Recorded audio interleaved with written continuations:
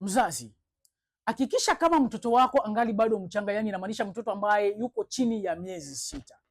Wewe kama mzazi na unahitaji mtoto wako aendelee vizuri kwenye hatua yake ya ukuaji, hakikisha mtoto huyu unamnyonyesha maziwa ya kwako, na hakikisha mtoto huyu unamnyonyesha vya kutosha, kwa sababu wazazi wengi huwa hawawanyonyeshi watoto wao ipasavyo. Unakuta mtoto yani mzazi anamnyonyesha mtoto wake kwa sekunde chache tu, mtoto huyu anashindwa kushiba hayo maziwa. Baada ya muda chache unakuta mtoto ambaye anakuwa analia sana. Unakuta baada ya muda mchache mtoto huyu anahitaji tena kunyonya. Hakikisha unamnyonyesha mtoto wako vizuri, na fahamu kwamba ukimnyonyesha mtoto wako vizuri akashiba, mtoto huyu atalala na atakuachia wewe muda wa kuendelea na shughuli nyingine. Hakikisha mtoto wako unamnyonyesha. Usifanye kosa ya mtoto huyu chini ya miezi 6 kumupa uji, kumupa chakula chochote.